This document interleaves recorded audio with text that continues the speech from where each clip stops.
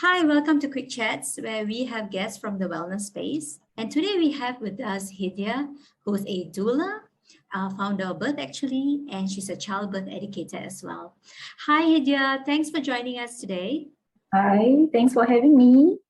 Yeah, we're glad to have you today. And today we are actually talking about prenatal, emotional, and mental wellness. So what I've actually realized is that people are very familiar with postnatal. Emotional and mental wellness is all well talked about. There's a lot of support, but there's not much talked about prenatal, emotional, mental wellness.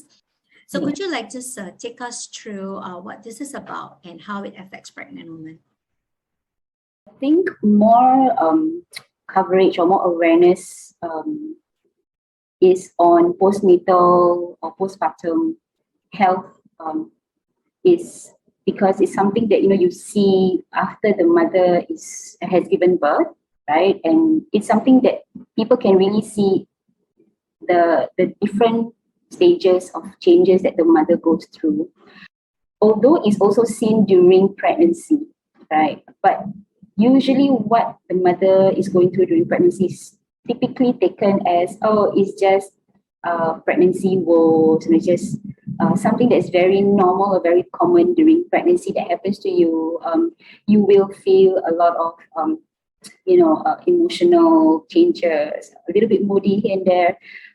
But what not many people are really aware of is that how stress and anxiety can really affect the mom during pregnancy, and that can also affect the baby as well. And usually this is something that people don't really talk about because it's commonly seen as, oh, it's something very normal that you will go through if you are pregnant. You will feel this, you will feel that. But they don't really address the root of the problem. They don't really talk to the mother and really ask how she is truly feeling or what is making her feeling that way. And it's not really an easy topic to talk about because some moms may even feel like, okay, if I admit that I have some emotional issues during pregnancy, then they will tend to self-blame. And there's something that can happen to some moms, but that is not their fault at all, right? Because it's something that almost every pregnant mom will go through. But sometimes when these things are not fully addressed, they're not, acknowledged, it can potentially lead on to more serious effects, like eventually prenatal depression, and that can have a ripple effect, like a domino effect onto the mother and the baby eventually. It can also affect how the mother will experience the rest of her pregnancy, the labor process, the birth itself, and eventually how she heals during the postpartum period. Right. Yes. So they kind of people brush it off. Saying that it's part of hormones and yes, it's just it's just there, don't worry so much about it. And that is something that will disappear once you give birth. I'm sure there are some who are more aware of more careful with mothers who are going through this period. But generally, from the mothers that I've talked to, they do share like similar sentiments, like, oh, they're not getting enough support from their loved ones. And when we're talking about support, it's not just the usual kind of support, like, where the partner or the spouse accompanies the wife or the pregnant loved one to the doctor visits, or providing financial support, right? But it's really the lack of emotional and mental support from their loved ones, especially their birth partners or their spouse. And this is something that sometimes may be overlooked by their partners because it's something that they are not going through, right? They're not the ones who are pregnant, so it's very hard for them to really understand or to see what is really going on with the loved ones. so I guess husbands are wondering, I follow you to appointments, I'm giving you massages, and I'm still not doing enough. Like, what more do you want, right? Yes, yeah.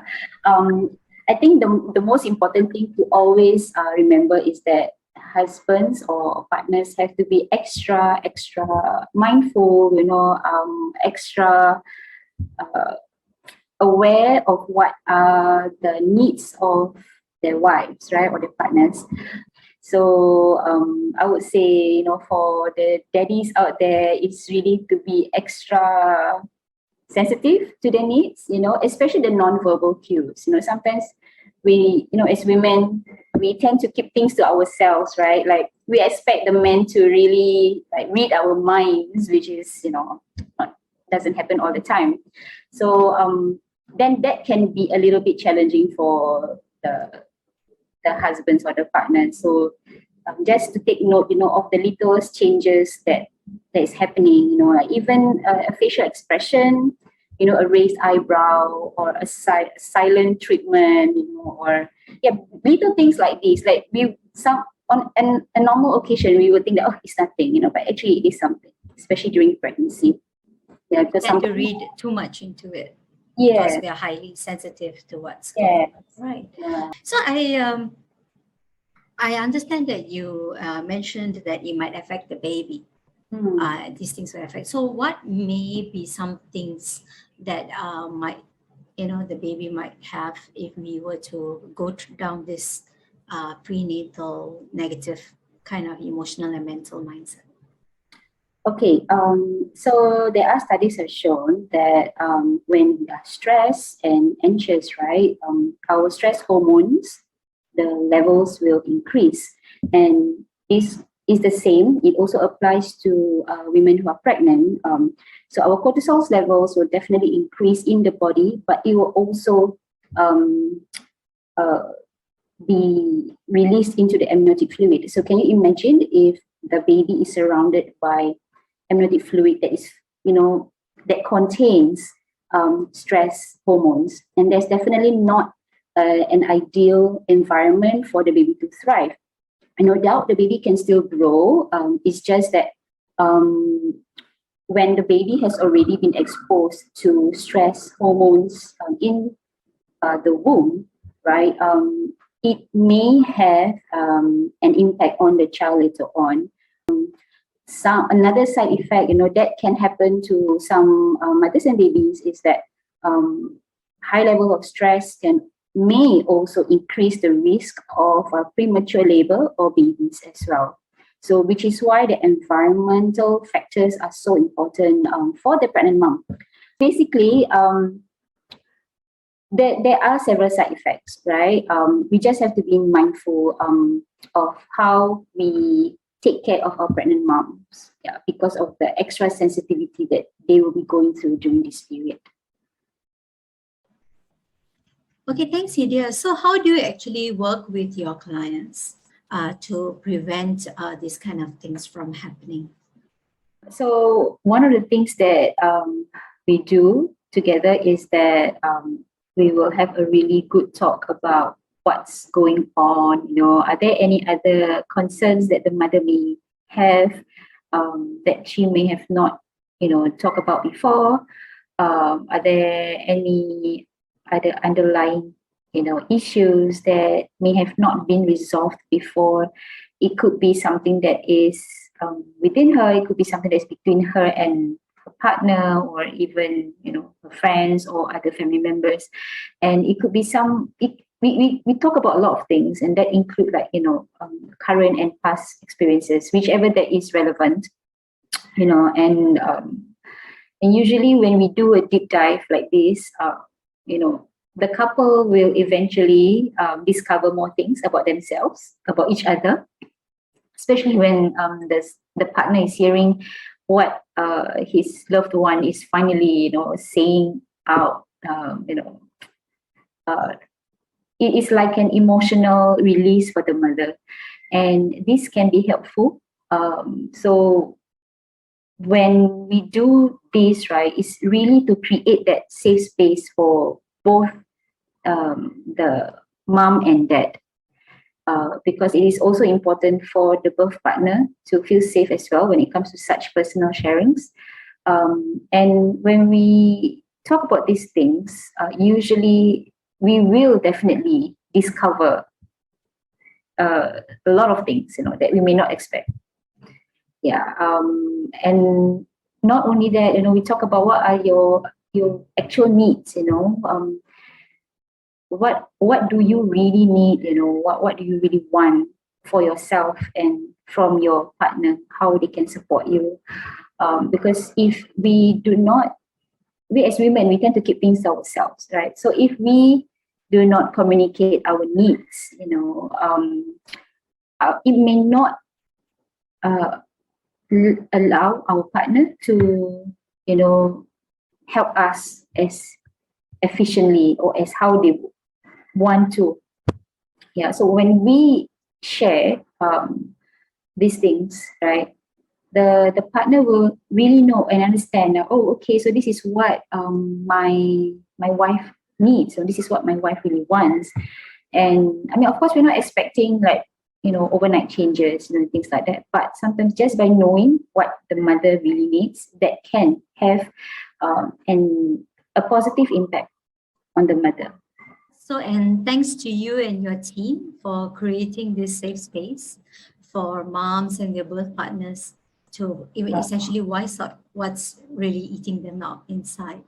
And I think these things, it's good to be let out rather than fester inside. And we see that moving on to postnatal. And then later on, when that is also not resolved, we see that moving on to the later parts of motherhood.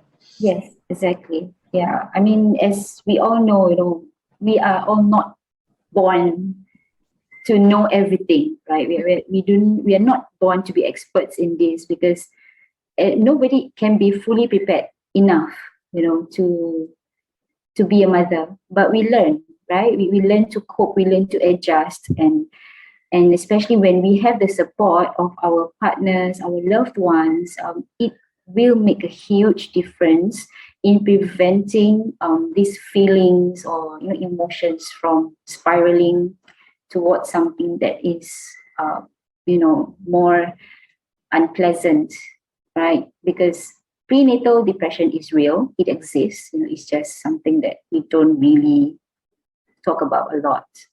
But if all these issues, the needs and the concerns are being addressed early during pregnancy, there is a better chance for the mother to not go through a spiral experience when later on, during the later part of a pregnancy, birth, postpartum healing, during the postpartum part. Definitely, it's a good start. Yeah, you have a good start to motherhood. Yeah. Yes, thanks for that. Hidya, so we may have moms watching this from wherever they are. What is the one thing that you would actually like to tell them? You are not alone. Okay. I know it may feel like so that, you're going through such a huge, life-changing experience at this point, but understand that you are never alone, because help is always out there. There will be people who will want to help you, who will want to be with you and listen to you. Just seek out, whoever that you feel that you can trust and you feel safe with.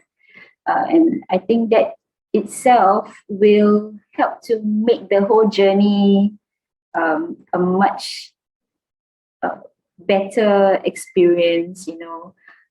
Don't keep it in, always share. It's okay to seek help. It's okay to ask for help. Asking for help is not a sign of weakness. In fact, it means that you are fully aware of what you really need, what is good for you and what's good for your baby, what's good for your family.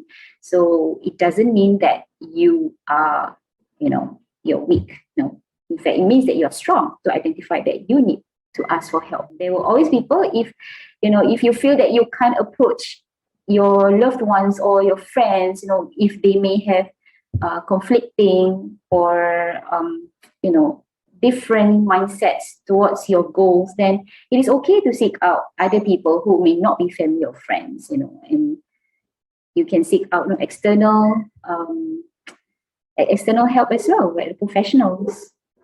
Yeah.